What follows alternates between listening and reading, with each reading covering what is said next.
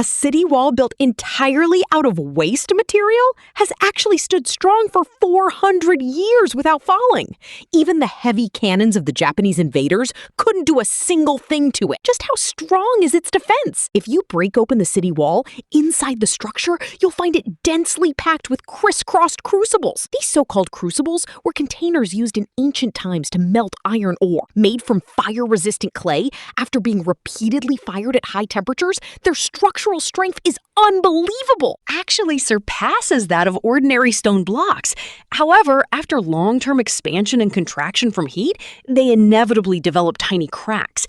So these used crucibles are basically useless to keep, but a waste to throw away. But if you use them to build a city wall, not only are you recycling waste, but you also massively boost the overall defense. Of course, relying solely on these crucibles isn't enough to withstand heavy artillery fire. So to increase the overall defensive strength, you need to fill the gaps between each layer of crucibles with a massive amount of iron, slag, and lime. Then use molten iron as a binder, pouring it evenly across the top. Once the molten iron completely cools down, it forms incredibly strong, bone-like structures deeply embedded inside the wall. Of course, the outside of the wall is finally wrapped in a thick layer of solid blue bricks.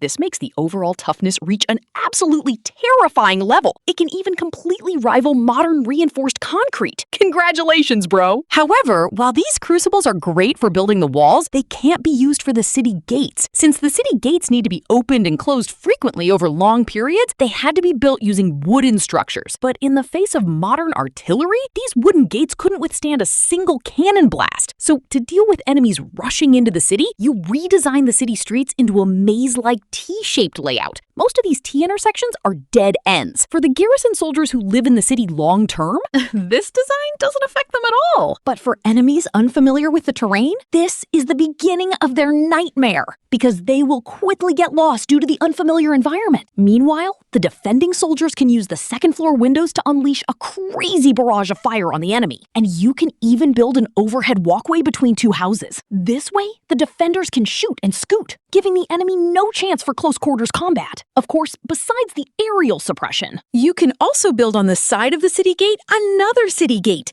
Since the entire city is surrounded by water on three sides, even if the day comes when you truly can't hold the line, you can lead the civilians and quickly escape to safety via the river, thus truly achieving the perfect effect of being able to attack when advancing and defend when retreating. And once all of this is done, congratulations, bro! You've successfully built another ancient city with absolutely off-the-charts defensive power. DG Chang. Don't let its small size fool you. Its combat record is incredibly glorious. According to historical records, Li Zicheng's peasant army back in the day wanted to attack DG Chang, but after a long, failed siege, was forced to give up.